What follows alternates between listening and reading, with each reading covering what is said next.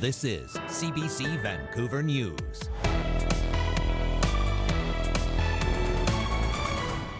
We will not accept any issue of diversion. The Premier agrees to an emergency meeting with Alberta as that province accuses BC of allowing prescribed drugs to end up in the wrong hands. Plus, this is a huge thing for just not me, for our GOM, for our community, for the WD community, for Canada. we introduce you to the wrestler from Surrey who has punched his ticket to the Paris Olympics this summer.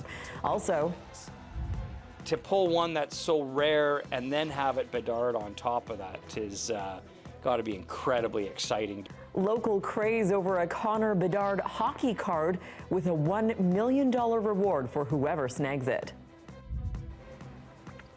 Hi, I'm Tanya Fletcher. Thanks for joining us. British Columbia has agreed to an emergency meeting with Alberta. At issue, what to do about drugs meant for BC's Safer Supply program that end up on the illicit market instead. But as Yvette Brand shows us, the province is standing by its approach.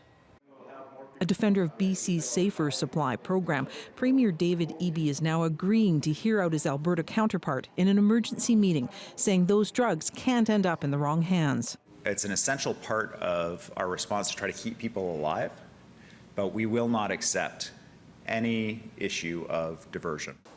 BC's Safer Supply program allows the prescription of regulated versions of some opioids, the goal to avoid toxic street drugs and save lives. But it's faced controversy, including concern after 2 seizures by Prince George RCMP consisting of morphine and hydromorphone, more than 10,000 prescription pills in one case alone. So we're still finding them within their prescription bottles, but not in the hands of the people they've been prescribed to.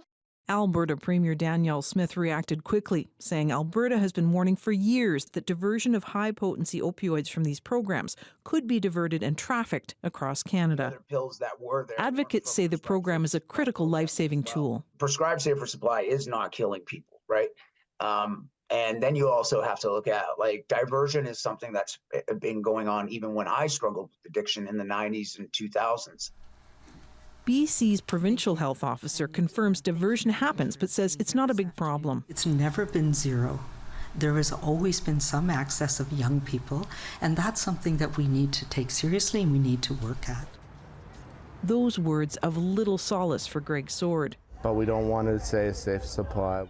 His 14-year-old daughter Camilla overdosed 2 years ago.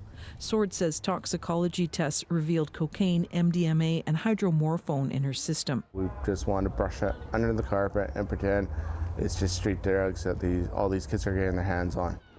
He wants health officials to ensure efforts to save those who are addicted don't result in the death of others. Yvette Brand, CBC News, Vancouver. Well, BC is beginning to offer in-province immunotherapy treatments for cancer patients with lymphoma and leukemia. We have been offering clinical trials, but with this new program, up to 20 eligible adult patients and up to 5 eligible pediatric patients will receive treatment in province. Called CAR T cell therapy, a patient's own white blood cells are used to fight the disease. It's designed for patients who haven't had success with chemotherapy or radiation. Certain patients will be able to receive this treatment at Vancouver General and BC Children's Hospital starting this month. Some families who've already had it say they've seen resounding success. T cells were collected from Hugo's blood, re-engineered to target his own leukemia cells, and then transfused back into his body. 13 days later, Hugo had no detectable trace of leukemia in his bone marrow. Until now, British Columbians who needed the treatment would have to be sent outside the province or the country to receive it. A group of BC medical students say they're questioning their future in the healthcare system, and they say it's because emergency departments are chaotic, overburdened, and unsafe for staff. They've compiled a report now, including recommendations to help alleviate the province's ER crisis.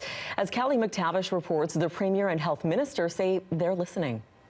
Preet Gandhi is a third-year UBC medical student. He's co-authored the new report called Enough Waiting. It pinpoints problems in the province's emergency departments.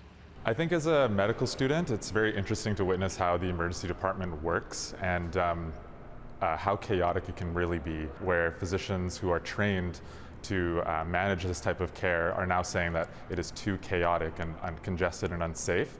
then it means that it's time for action now. The group's recommendations include incentives for family doctors to offer more appointments outside regular daytime hours and adding more urgent primary care centres. BC's Premier and Health Minister met with the medical students behind the report. Our healthcare system's under incredible strain. They believe, and I think there's good reason to believe it, that if people had access to family physician-like services outside of regular business hours, they'd be less likely to attend emergency rooms, and as a result, they would reduce congestion. Health Minister Adrian Dix says the province is already taking many of the steps they are suggesting. We made changes working with doctors, including young doctors, resident doctors, and new to practice doctors. The result is a 5-fold increase in new to practice doctors in longitudinal family practice, meaning family doctors taking patients. 708 net new doctors in the first 9 months of our agreement with family doctors. But the students say the overall concern remains, and they're worried about what a future in medicine will look like. I think some of the concerns that we have about that is just whether that is if the ability to be able to do that into the future is going to be a little bit hampered by how stressful the healthcare system could be. The Premier says would-be medical students should not be discouraged, adding the province is taking their fears seriously. Callie McTavish, CBC News, Vancouver. UBC researchers are part of an international clinical trial that could significantly improve the lives of people with certain types of cervical cancer. This study compares the results of what's called radical hysterectomies with a less invasive surgery called a simple hysterectomy. Experts say the results could be a game changer for people with low-risk, early-stage cervical cancer. So this is really good news. It means that a less radical surgery not only has the same kind of survival outcomes, recurrence outcomes, but also better quality of life and sexual health outcomes. She says, though the findings are groundbreaking, it will take time before they become standard treatment. Electricity has mostly been restored and a mass cleanup is underway following this weekend's windstorm. At one point, upwards of 13,000 customers were in the dark. That was around yesterday afternoon, mainly in the Lower Mainland and along the Sunshine Coast. A few hundred homes are still without power tonight, most of them on northern Vancouver Island. BC Ferries has returned to a normal schedule after dozens of ferries were canceled yesterday. Gusts of up to 100 kilometers an hour blew through the south coast, with strong winds continuing today. Moving to the north, in Prince George, the Major Crimes Unit is investigating a suspicious death this weekend. Yesterday afternoon, RCMP discovered a body off a Forest Service road outside the city. Investigators say the death appears to be an isolated case with no danger to the public. Well, the BC Utilities Commission has given the green light to BC Hydro's updated energy plans for the future. The blueprint forecasts Hydro's ability to meet the province's energy needs in the coming decades. The previous version, which was rolled out in December of 2021, was found to be too conservative with its projections. And from the BC government right now is that by 2030, in 6 years' time, 90% of new cars being sold in British Columbia will have to be electric vehicles. That's millions of cars down the line that are going to require a huge amount of electricity. A big part of the future plans include the Site C Dam. BC Hydro says it needs to add about 10% to its existing capacity still to meet provincial electricity needs. Observers say drought, labor shortages, and other complications associated with the plans are reasons the province might want to diversify its energy portfolio to include other renewables. Dental hygiene students on Vancouver Island are getting first-hand experience, all while providing affordable dental care to those in their community. Our Claire Palmer stopped by the on-campus clinic in Nanaimo and takes a closer look at how one program is making an immediate and lasting difference in many lives. Students here at Vancouver Island University are hard at work preparing an on-campus dental clinic. It's considered a win-win all around. The students get to fulfill credit requirements to become dental hygienists, while community members get low-cost dental care. I love the relationships that I build with my clients. I love knowing that I can make a difference in their overall health. As we're getting to have that clinical experience, we were able to put what we learn in the classroom into play in real life, and getting to see like that full resolution on clients and getting them to have more awareness of the importance of oral health. The clinic costs $35 for an adult and $20 for a child and covers everything from cleanings to x-rays. People are paying more with their time than their money here, so the cost is really low, but the students take a bit longer because we are checking everything in between what they're doing. According to the federal government, 1 in 4 Canadians avoid the dentist because of the cost, and about 1/3 don't have dental insurance. People here say this clinic removes that barrier. They take care of all my needs here, and if I follow their directions and recommendations, I don't have to go to an expensive dental visit quite so often. I know a number of people who, more than number, a lot of seniors that have terrible dental care because they can't afford it. Those behind the clinic say these services could cost hundreds, if not thousands of dollars otherwise, which means too many people end up neglecting their overall health. Dental care is healthcare. It's part of your body. It's going to be connected. There's blood vessels that go into your mouth, and so everything that's happening in your mouth can be transferred throughout your body. Hopefully, this Canada Dental Benefit Program will become the norm and will become a part of our public healthcare system in Canada to make a difference and really make it hit home that oral health care is a part of your overall health. The clinic is open to anyone, including those who've never had dental care before. Claire Palmer, CBC News, Nanaimo. Well, further south to Victoria, hotel prices are sky high, and some are blaming the province's new legislation around short-term rentals. One woman says she had to put her wedding on hold because her guests could not afford the accommodation. I said, okay, well, if hotel is the option, let's check out the prices. And the prices are like more than $500 to $600 per night. She says the new law will hurt the local economy if tourists are priced out. BC's housing minister says people will still be able to stay in short-term rental accommodations in Vancouver, Victoria, and Kelowna, where primary residence rules were already in place. Metro Vancouver hobby shops say hockey cards are flying off the shelves as collectors search for a one-of-a-kind Connor Bedard rookie card. As Janella Hamilton tells us, a U.S. collectibles company is upping the ante by posting a $1 million bounty in exchange for the specialty card. I got a young... You got a blaster! Barry Galouche may only be 5 years old, but he is already an enthusiastic card collector. Because it's fun opening with my dad. The duo's most recent find, a one-of-a-kind Connor Bedard printing plate once used to manufacture the cards found in the Upper Deck Collection series. To pull one that's so rare and then have it Bedard on top of that is...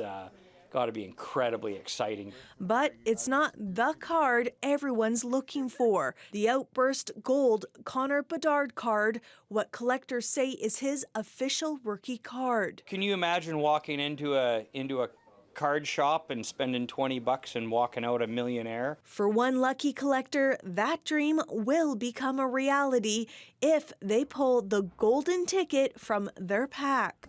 The gold one is Willy Wonka's ticket. A U.S. collectibles company is offering $1 million U.S. for the coveted card. So we sat back and we said, well, if Connor McDavid had had a one-of-one young gun back in 2015, what would that card be worth in this new market?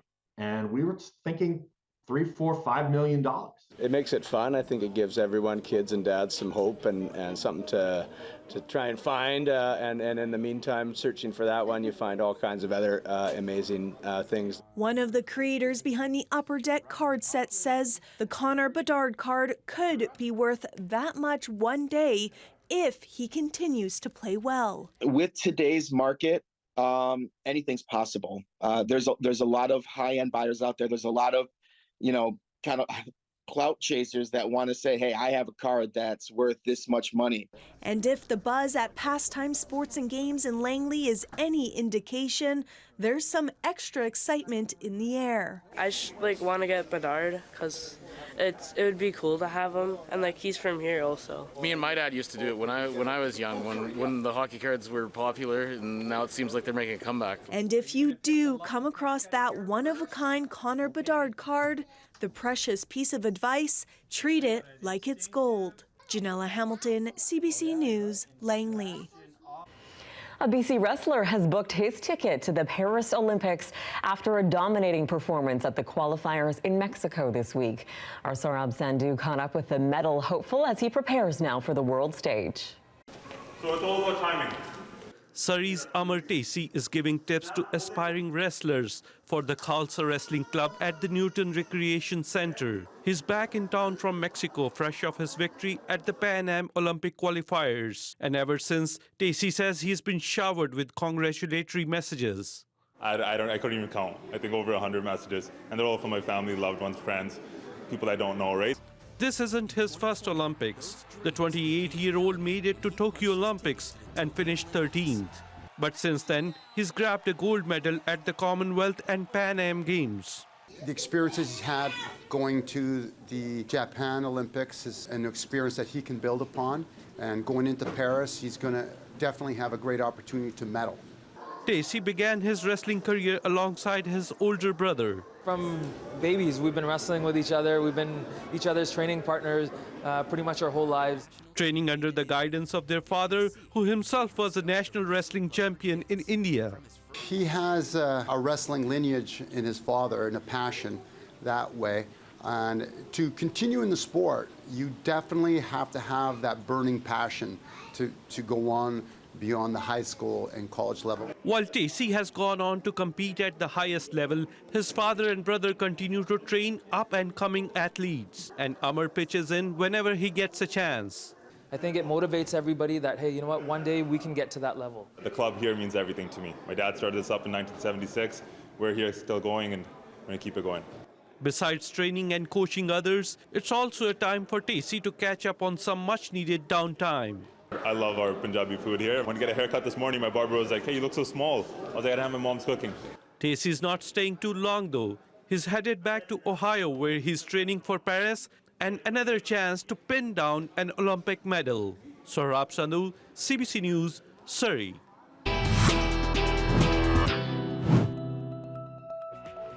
Well, still ahead, the biggest night in Hollywood has just wrapped up. We'll have all the highlights from the Oscars up next.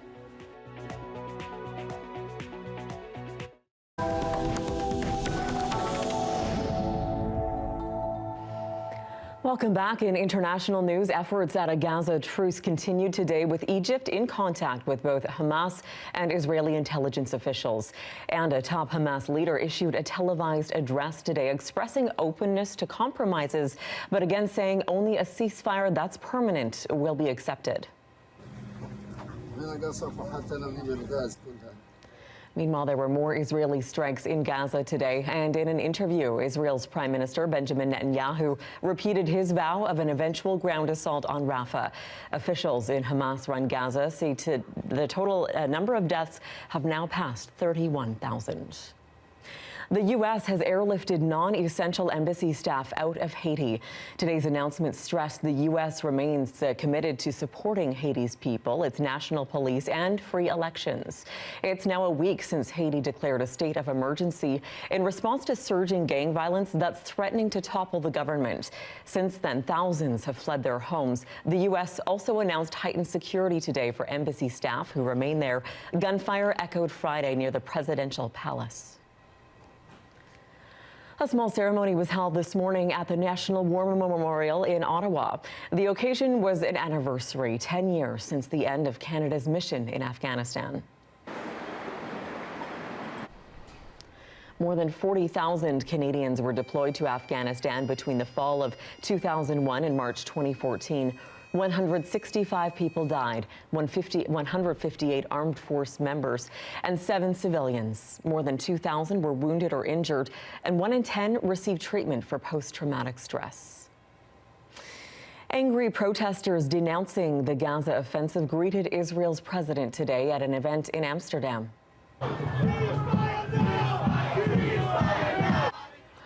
It was the opening of the Netherlands Holocaust Museum.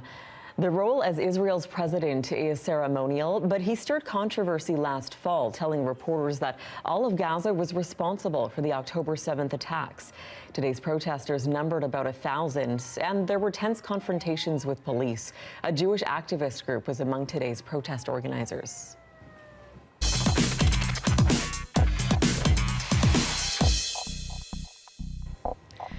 historical biography stole the show at tonight's Academy Awards, with the big winner, a film about a key figure in World War II and beyond.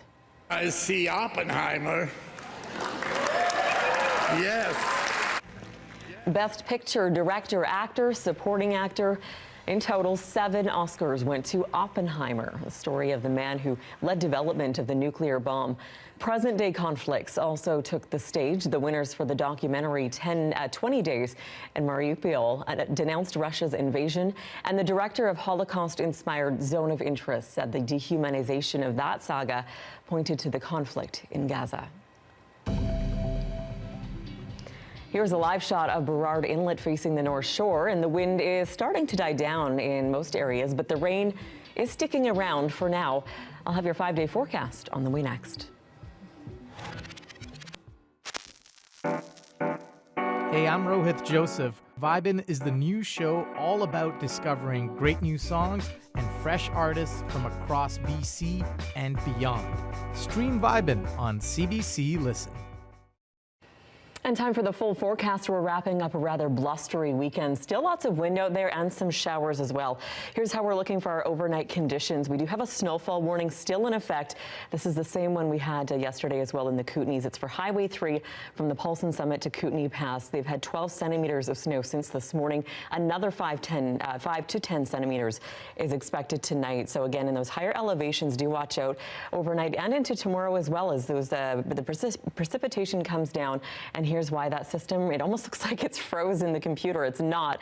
It's just taking its time pushing through, and so we will continue to see those rain showers where it's warmer, those wet flurries, kind of a changeover, a mix of both in areas where it's hovering around 0, and in those higher elevations, good news for the snowpack as we are seeing some more snow.